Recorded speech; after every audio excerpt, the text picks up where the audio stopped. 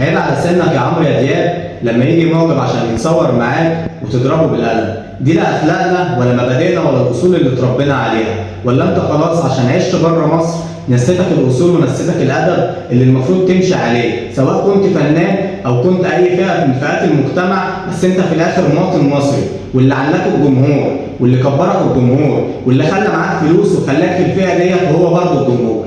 احنا في بلد فيها قانون، وتعالى اقول لك القانون بيقول لك ايه في الحاله بتاعتك دي يا عمرو يا دياب. القانون فرق بين حالات كتير في جريمه الضرب، ومن ضمنهم الضرب بالقلم في الحاله دي. اوعى تفتكر ان عشان مفيش لا جرح ولا اصابات ان انت هتفلت من العقاب، لا، القانون حدد لك عقاب في الحاله اللي زي دي، ومده عقوبتك في الحاله اللي زي كده بتبقى بالحبس مده لا تزيد عن سنه. لا، احنا في بلد فيها قانون، والقانون بيتطبق على الكل. اوعى تفتكر ان انت هتفلت من العقاب يا عمرو يا دياب، ده غير ان انت خسرت جمهورك وخسرت الناس اللي هي علتك وكانت في ظهرك.